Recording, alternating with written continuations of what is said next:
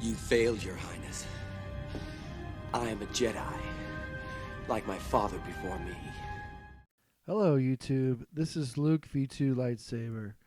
Today we're going to talk about Star Wars Visions, specifically the lightsabers from Star Wars Visions. The purpose of this video is to basically just get a closer look at the lightsabers of Star Wars Visions. If you have watched the show, it's obvious that they're a huge part of the show, whether it's the lightsabers themselves or it's kyber crystals. The show heavily revolves around lightsabers. And if you haven't watched the show, I would suggest you turn this off and watch it right now. There's a lot of things that happen in it and a lot of interesting things, so you should just check it out for yourself and decide whether or not you like it. But whether you like the show or really didn't like the show, the lightsabers really do play a key part in the show itself, and they're pretty interesting. So I just wanted to take a closer look at their overall aesthetic, their functionality, and sort of just give my opinion on it, whether I like it or not. So let's go right in. The first episode here is The Duel, and we have two primary characters here, two lightsaber wielders. First, the Ronin character, and second, the Sith character. So the first lightsaber we actually see is not a traditional hilt at all. It's actually a sort of lightsaber pike used by the Sith warrior. And she's able to turn it almost into like a lightsaber kind of windmill or lightsaber wind vane or however you want to say it. But she's able to use it to devastating effects. She's able to take down all of the bounty hunters and villagers fighting back with it. And it's not until she meets the Ronin that she really meets her match. And as you can see, she's pretty much able to hover using her lightsaber, much like the Sith Inquisitors were able to do during the time of the Empire under Darth Vader. And when she does meet with the Ronin, she's able to remove the weather vane or windmill part of the lightsaber and just have a conventional hilt like we're used to seeing. It's almost kind of giving me Palpatine's lightsaber vibes, but except if it had like a wrap towards the bottom. But then we have the Ronin's lightsaber, which is pretty much altogether different than any sort of lightsaber we've seen before, at least seen in the more mainstream kind of Star Wars stuff. It actually appears that it's already turned on or always on because he has a sheath and he essentially just pulls it out of his sheath, with the blade already on. So it's pretty much the antithesis of your typical lightsaber. It is extremely atypical. And as you no doubt would have noticed before, it's basically like a katana style hilt and also a katana style blade. It's a slightly modified katana as a red bladed lightsaber. And there's absolutely nothing wrong with that. In fact, many of the lightsaber community members are fully behind that. They love it. One of those community members is Marco Makai. He's a 3D artist that is the founder of Mystery Maker Studio. And I bring him up because, as you can see, he's done some amazing 3D work with this Ronin saber from episode 1. It's pretty much a flawless recreation, and I messaged him after I saw his work and asked him if I could include him in this video just because I thought it was so cool, and the hype around, Visions at the time and Marco's work were so big. I just thought I had to include it in this video. I had to show it off just to show that how much the lightsaber community appreciates this. So if you happen to be watching and you do appreciate his work, I would definitely hit him up on either Facebook or his Patreon. I'll give links in the description. And of course, there's no sponsorship involved or anything. I just think Marco is a really cool guy, and I just wanted to be able to showcase his work. And anyway, as far as the episode, we're able to see that the Ronin character is able to outsmart the Sith warrior character. He uses two lightsabers, one acting as a decoy with the statue, and meanwhile sneaking up behind her and killing his opponent. It was very cleverly done, and I think a lot of fans thought it was pretty cool, myself included. And what's even more interesting, at the very end of the episode, we see that he's actually hunting Sith, even though seemingly being a Sith himself, or at least was part of the Sith. We can maybe infer that, he left the Sith willingly in order to hunt other Sith, but it's never really answered, and I think it's actually better for that reason. Him collecting all these crystals of dead Sith's lightsabers only really enhances the mystery of it all, so it's really very neat. And the idea that a crystal, I'm assuming it's a kyber crystal, can ward off evil is, I think, a new idea as far as I know in the Star Wars universe. Even if it's not canon, I mean, it's still an interesting idea and an interesting route to go down in the future, perhaps. And here we have episode 2, titled Tatooine Rhapsody. Here you have it, folks. This is your first Jedi rock star. Here we see this young Jedi Padawan running away, and we get a good look of his lightsaber here. You can tell it has like a slightly thinner neck, and it also has like this kind of coned emitter. It's a nice looking lightsaber, but it's fairly simple. It's not like anything we haven't really seen before. But what we haven't seen before is a lightsaber turned into a microphone. So this is clearly breaking new ground here, and like I said, the first Jedi rock star.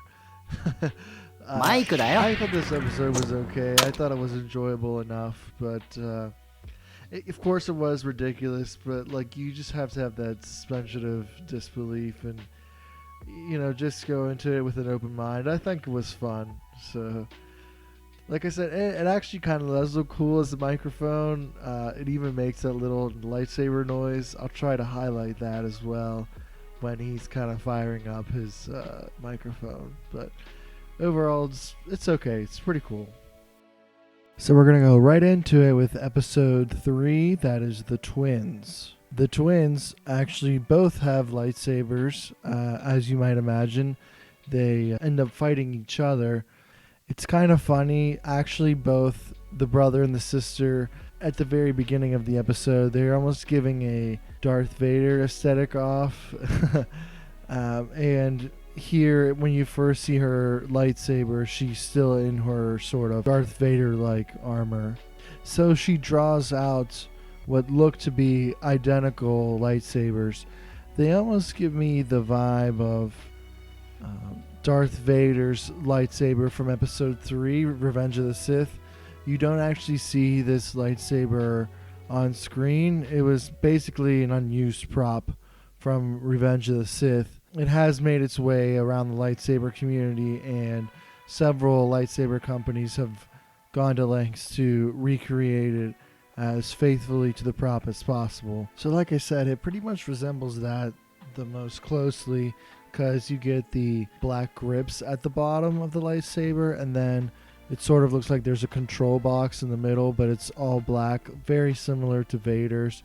Really the main difference is the top. It kind of has like a more of a shroud or guard type of thing at the top, whereas Vader's doesn't really stick out that much, but this one definitely looks more of a guard than a shroud. And then next we actually get a look at her twin brother's lightsaber. His looks very similar to hers, but not quite the same. The grips look a lot thinner. The control box clamp area, whatever you want to call it, in the middle there, it's not black, it's gray. And the guard up top there also looks to be pretty much the same shape as hers. So all in all, pretty similar. Obviously, you're able to notice his ignition button much more noticeably. Very big, very red. And you notice him press it quite a few times throughout the show. And then after he ignites his lightsaber, she essentially grows arms with the power of the Force with the kyber crystal. At first, it's just like energy whips kind of going at him, coming from her, but then they actually form into arms. And then we see she actually has 6 lightsabers instead of 2 after growing her arms out. Unfortunately, we really don't get a good look at these lightsabers, but we can just assume that they're the same as the other 2 that she already had, and they're pretty much just clones of those. But after this, she's actually able to overpower him. We think he's basically lost the battle, but then she actually becomes too overpowered. The kyber crystal is starting to tear her body apart just about. Meanwhile, he's getting ready to strike back. He thinks he needs to save her, and following this, we get probably one of the most impressive lightsaber feats we've ever seen. He actually powers up his lightsaber so much so with this kyber crystal that it's able to cut the Star Destroyer in half. It's pretty amazing. It's pretty crazy thinking about it. Obviously, there's a reason this is not canon, but that being said, it's still a great lightsaber moment. And as for the episode itself, it makes things pretty memorable. So while it's not my favorite episode of Visions, probably not even necessarily close, it certainly has that memorable lightsaber moment that'll kind of always stick out to me regardless. So I'm glad that we're able to take this away from the episode.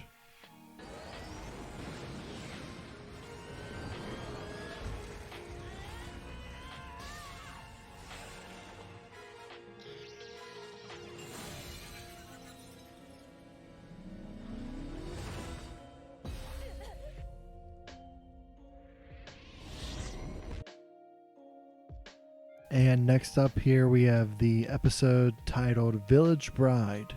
It's actually the episode with the least amount of lightsaber action. We just get it really at the tail end of the episode.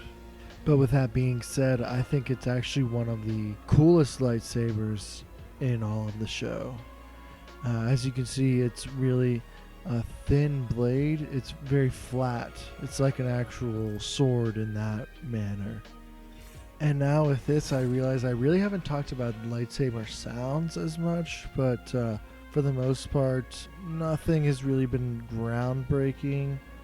According to my ear, what I'm hearing anyway, I think it's just a lot of recycled sounds.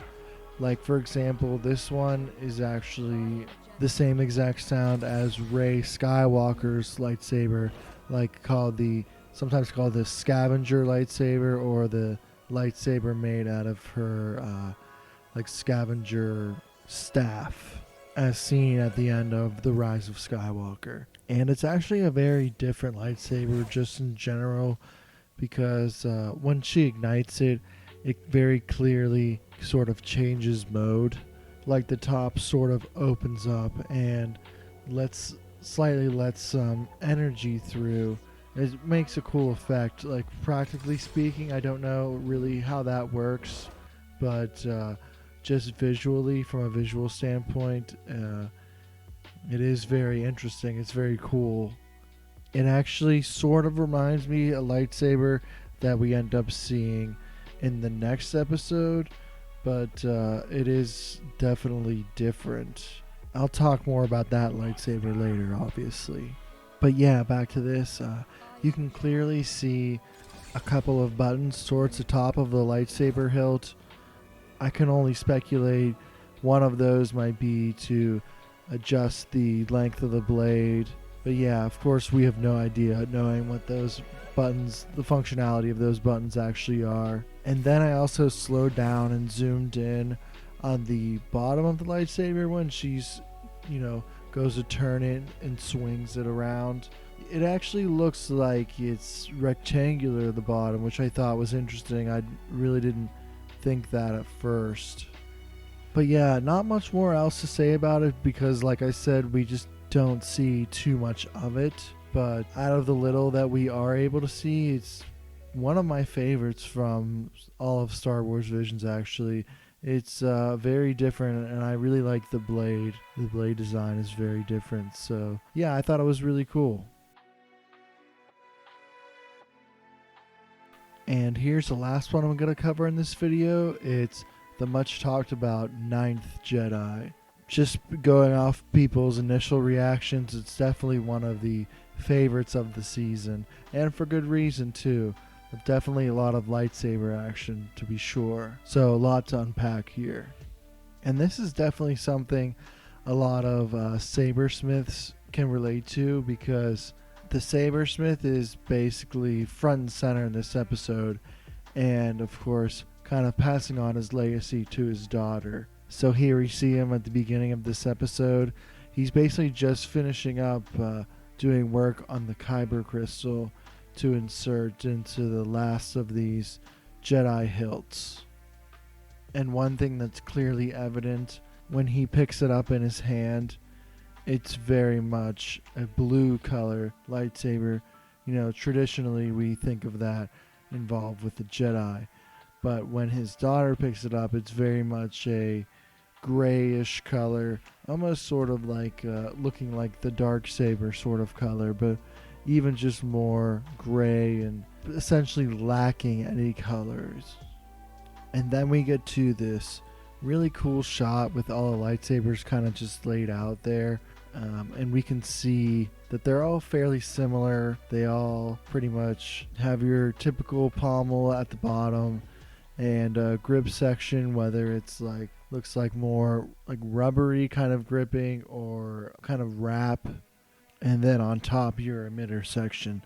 So basically it's three very well defined areas of the lightsaber, like the pommel lower body section, and then the middle like grip section, and then the top the emitter section. So obviously all of them are stylistically fairly similar. And as this episode goes on, we learn that this gentleman is the person providing the lightsabers for the Jedi that were assembled at the temple. And thus he is in danger because, of course, at this point, Jedi are essentially outlawed. And they are eventually discovered, and unfortunately, the older Jedi dies while his daughter is able to escape and deliver the lightsabers to the rest of the Jedi. All the while, the rest of the Jedi are at this temple with this droid, seemingly anyway, and he actually has one lightsaber hilt that he gives out, and a young Jedi named Ethan is the one to accept it. And it's worth noting that these lightsabers were basically designed to have different colors depending on who the holder is, who's using it. So we see our sabersmith and our young Jedi Ethan, they both have their color is blue. Some other certain Jedi, you know, their color is green. But as we see later, most of these so-called Jedi are actually Sith, and it was a plot designed to bring the Margrave, who is a prominent remaining Jedi, out of hiding. So when they turn on their lightsabers, of course theirs are red, and as a consequence of that, they immediately expose themselves as Sith. And before this, we see the sabersmith's daughter. Her name is Kara. Her lightsaber has been shown to be kind of gray, as I mentioned before, but slowly through the episode you can see it just having that little tint of green, especially when she's being chased on the speeder. And with her having the grayish hue to her lightsaber, I think that's attempting to show she essentially doesn't really know her place in the galaxy. Like, she doesn't necessarily know what she wants, and she's still kind of learning, and maybe doesn't embrace the Jedi way, or maybe doesn't necessarily identify with or feel terribly strongly about the Jedi. And then eventually when the fighting breaks out in the temple between the Sith and the Jedi, she's shown to have a green lightsaber. Basically, it's her accepting that she is a Jedi and fully embracing it, And that's really meant to be a representation of that. You know, she knows who she is, she's confident, she knows what path to follow, and she knows this is the right decision for her. So now let's talk about the character of the Margrave. He seems like a really interesting character. I really liked his design, his mask and everything, and obviously he kind of came out of that droid, was playing things really close to the chest. Definitely knew it was a possibility that the Sith would come along and try to interfere with his plans. As far as his lightsaber goes, you might have noticed that he actually pulls his lightsaber from one of the other Sith combatants. He force pulls it out of his hand, and you know, being a red lightsaber, once it reaches his hand, he ignites it as a green lightsaber. And this is a real interesting one that I mentioned earlier. You might have noticed it has that sort of Suba style lightsaber. Basically, it's a hand guard around the upper part of the lightsaber, around the emitter, going just above your hand. And I don't know if we've ever seen anything quite like that before in Star Wars. I'm probably wrong about that, but maybe nothing that I've ever really seen. At least one that it actually ignites as part of the lightsaber. You know, actually having the energy come out of there. I thought it was really neat. I really enjoyed it. Probably one of my top ones from all of Visions, actually. And I have to say, this design is much more practical than, let's say, Kylo Ren's, for example.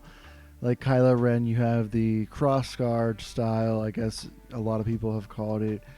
But, you know, the point is always made of if you kind of slide the lightsaber down, you know, fighting two lightsabers, one against another.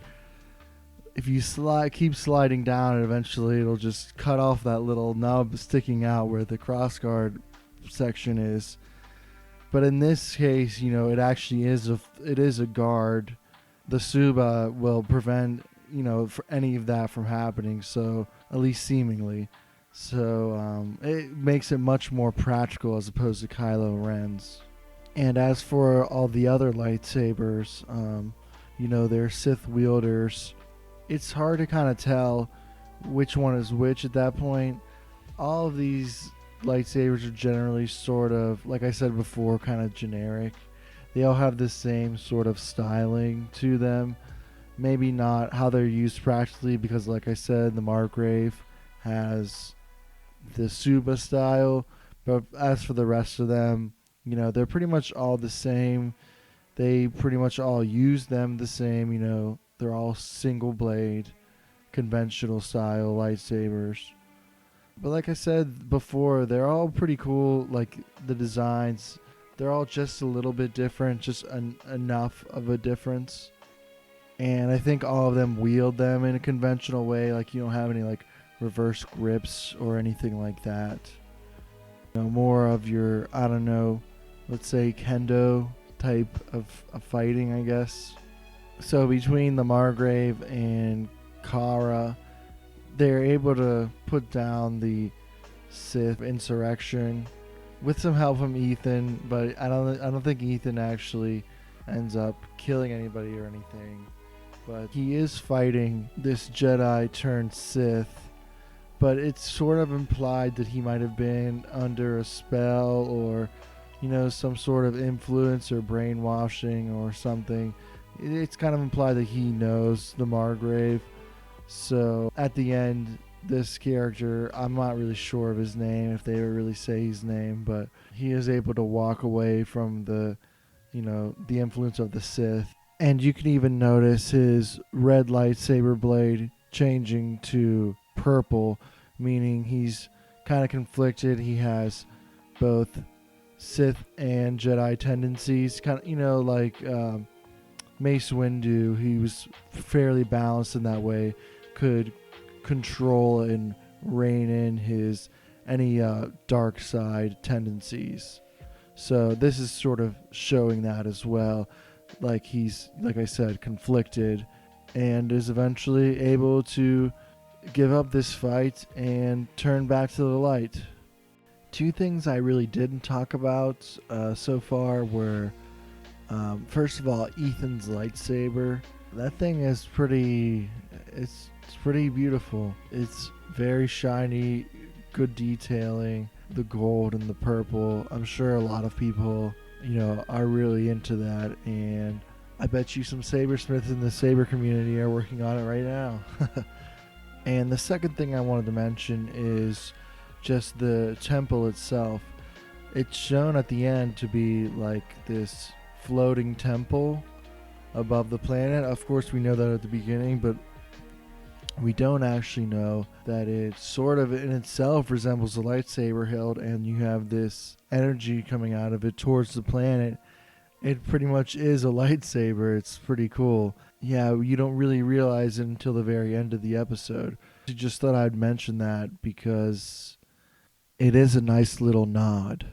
So with that, I think this will be the end of part 1. This really went longer than I ever thought it would.